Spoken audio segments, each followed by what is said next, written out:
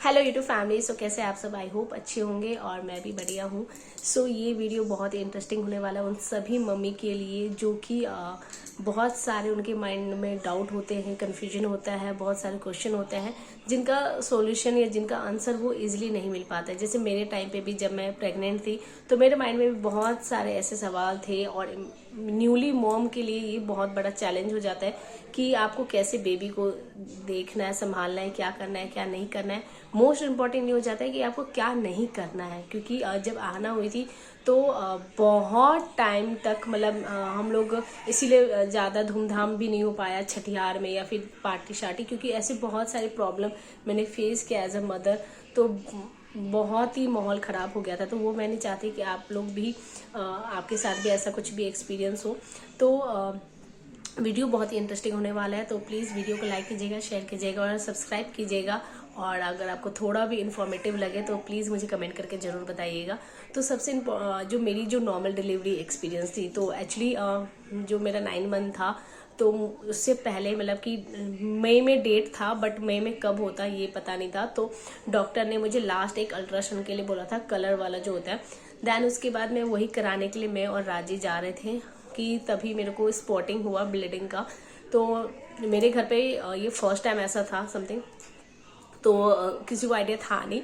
तो फिर मैं और भाभी हम लोग निकल गए थे। तो मेरे माइंड में ये तो था कि मतलब ब्लीडिंग थोड़ा सा स्पॉट होना तो थोड़ा एक नर्वस वाली बात हो जाती है। तो देन उसके बाद फिर हम लोग 2 बजे समथिंग कुछ निकल गए हॉस्पिटल के लिए, जो कि मेरा दिल्ली में ही हुआ है। देन उसके बाद वहाँ पे हम लोग गए तो फिर डॉक्टर ने चेक किया तो जो बच्चादानी होता है ऑफ कोर्स ओपन हो चुका होता है। तो फिर उसके बाद उन्होंने एडमिट कर लिया। और फिर मेरा फर्स्ट एक्सपीरियंस था, ओ गॉड, मतलब मैं डर गई बहुत ज़्यादा, क्योंकि वहाँ पे जो भी लेडीज़ थी वो बहुत ज़्यादा ही पेन में थी और चिल्ला रही थी। तो वो देख के मुझे बहुत ज़्यादा डर हो गया था। मैं रोने लग गई थी भाभी के सामने कि मतलब एडमिट कर रहे हैं, और मैं बहुत ज़्यादा पैनिक हो गई थी। देन उसके बाद मैं रुकी 2 बजे, मतलब मैं आना हुई है 21 तारीख को, तो मैं 20 तारीख को एडमिट हुई थी। तो 20 तारीख को 2 बजे, और फिर उसके बाद इवनिंग तक मेरे को ऐसा कुछ भी पेन वेन का कुछ भी नहीं था।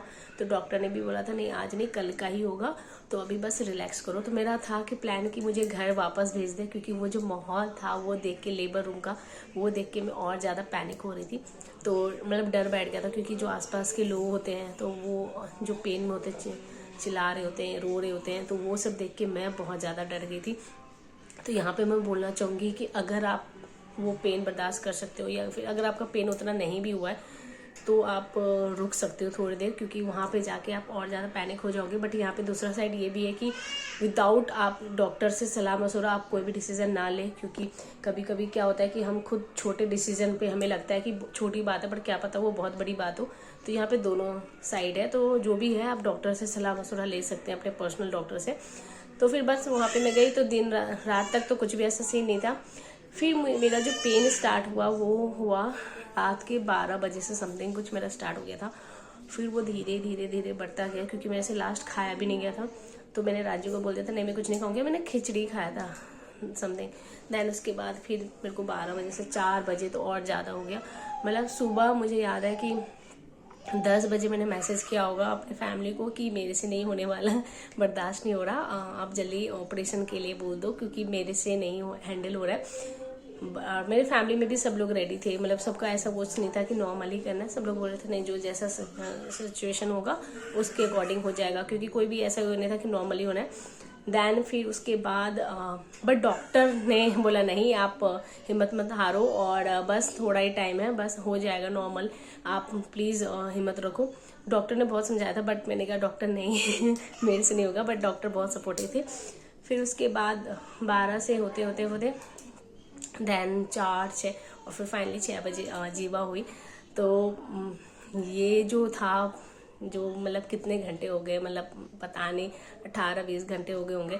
तो ये पेन बहुत बहुत बहुत ज़्यादा हैवी था। मतलब आपको कभी ठंड लगती है, कभी गर्मी लगती है, कभी आपको लगता है कि पता नहीं, मैंने तो 3-4 बेड चेंज किया था। कभी मेरे को इतनी ज़्यादा गर्मी लग रही थी कि मैं जो एग्जैक्ट फ़ैन के नीचे वाला बेड था मैं उसमें शिफ्ट हो गई थी। फिर मुझे कभी इतनी ठंड लगती थी कि मैं लास्ट में चली जाती थी कि नहीं मुझे गर्मी वो लग रहा है, और ठंड लग रही है तो मुझे ऐसे वाले बेड में चाहिए जहाँ पे फैन ना आए।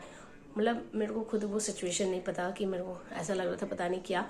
यहाँ पे मैंने एक चीज़ आप टिप्स ले सकते हैं कि आप स्क्वाट कर सकते हो, जो नीज के बल जो बैठे जाते हैं तो वो वाला आप स्क्वाटिंग कीजिए। देन उसके बाद जो मैंने कुछ भी ऐसा वो नहीं किया था, मैंने सिर्फ वॉकिंग किया था क्योंकि उस टाइम पे मैं वर्किंग थी तो मेरे पास उतना टाइम था नहीं, तो मैं कोई भी एक्सरसाइज नहीं करती थी। मैं सिर्फ 10 मिनट 15 मिनट सिर्फ वॉक करती थी, वो भी टेरेस पे, क्योंकि मैं यहीं पे थी। आप लोग मेरे ब्लॉग देख सकते हो नीतराज ऑफिशियल वाला, और जो लोग इस ब्लॉग में ही है तो वो लोग देख सकते हैं मेरा पुराना ब्लॉग, क्योंकि मैं ये जीवा के लिए ब्लॉगिंग कर रही हूँ।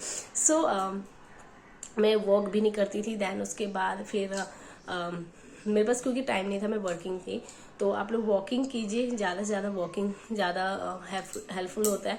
और प्लीज़ नॉर्मल और सी सेक्शन के पीछे मत जाना, बस मेन है कि आपका बेबी हेल्दी होना चाहिए, आप हेल्दी होना चाहिए। और फिर दैन उसके बाद जब तो मैंने सिर्फ स्क्वाट किया था थोड़ा बहुत, एंड और कुछ भी एक्सरसाइज की ज़्यादा उतनी ज़रूरत नहीं है। और वहाँ पे पता चलता है कि बहुत लोग टिप्स देते हैं कि आपको घी खाना चाहिए, दूध पीना चाहिए, घी खाना चाहिए, ज़्यादा से ज़्यादा आपको घी खाना चाहिए समथिंग। तो अब ये मिथ है क्या है ये मुझे नहीं पता, बट अगर आप ट्राई कर सकते हो तो कर सकते हो। बस तो ये था नॉर्मल डिलीवरी का एक्सपीरियंस। एंड आपको क्या क्या चीज़ का ध्यान रखना चाहिए, सबसे मोस्ट इम्पॉर्टेंट थिंग कि प्लीज़ आप अपना मोमेंट चेक करते रहिए, लास्ट मंथ का जो भी है बेबी का मोमेंट। एंड आपको हर 10 दिन पे डॉक्टर को दिखाना है, वैसे डॉक्टर खुद बुलाते हैं बट स्टिल। दैन उसके बाद आपको मोमेंट जरूर चेक करते रहना है। दूसरा, आपको लीकेज का अगर थोड़ा भी डाउट है या फिर लगता है, क्योंकि ये बहुत बार ऐसा होता है कि लीकेज होता है बट हमें पता ही नहीं चलता कि लीकेज हुआ है और फिर हम लोग उसको इग्नोर कर देते हैं, तो वो चीज़ ना करें, तुरंत आप डॉक्टर से कांटेक्ट कीजिए। थर्ड मोस्ट इम्पॉर्टेंट, जैसे अगर ब्लीडिंग या थोड़ा सा भी स्पॉट होता है तो आप डॉक्टर से कांटेक्ट कीजिए, क्योंकि मेरे केस में भी ऐसा कुछ हुआ नहीं था बट स्टिल पेन वेन का ऐसा कुछ सीन नहीं था, बट स्टिल हमें थोड़ा माइंड में था कि नहीं डॉक्टर को एक बार दिखा देते। फिर फोर्थ, आप ना मेडिटेट कीजिए, क्योंकि मैंने वहाँ पे देखा था एक लेडी थी तो बहुत पेन में बहुत चिल्ला रही थी, बट एक थी बहुत शांत थी और मेडिटेट करती थी वो। मतलब मुझे लगता है कि वहाँ पे आपका माइंड सपोर्ट जो होता है ना वो ज़्यादा हेल्पफुल होता है। मतलब जितना माइंड में काम रहती हैं वो ज़्यादा आपको हेल्प करता है। तो आपको पैनिक नहीं होना है और काम नेचर रखना है अपने आप को। आप अगर गॉड में बिलीव करती हैं तो गॉड का नाम रखना है, क्योंकि मेरे को याद है लास्ट में मैं ऐसे हनुमान जी तुलसी पत्ता था तो मैं वो मेरे पास था तो मैं वो की थी, क्योंकि मम्मी 2 सेकंड के लिए आई थी तो उन्होंने तुलसी पत्ता दिया था। तो बस, और ज़्यादा कुछ नहीं, रिलैक्स काम, क्योंकि आप जितना पॉजिटिव रहेंगी जितना काम रहेंगी वो आपको हेल्पफुल करेगा। नेक्स्ट वीडियो में बनाऊंगी कि ऐसी वो गलती ना करें, जैसे बच्चे को तुरंत जो टाइफाइड होता है पीलिया जैसे कहते हैं वो होने का क्यों डर रहता है, और तुरंत न्यूबॉर्न बेबी में क्यों 24 आवर्स के अंदर ही पीलिया हो जाता है। तो ऐसी वो चीज़ें ना करें जिससे आपके बेबी को वो चीज़ हो। तो नेक्स्ट ब्लॉग बहुत इन्फॉर्मेटिव होगा, तो प्लीज़ इस चैनल पे बने रहिए। और अगर आपको ये वीडियो थोड़ा सा भी इन्फॉर्मेटिव लगा तो प्लीज़ लाइक कीजिए, कमेंट करके बताइए आपका experience. Thank you so much guys, Radhe Radhe.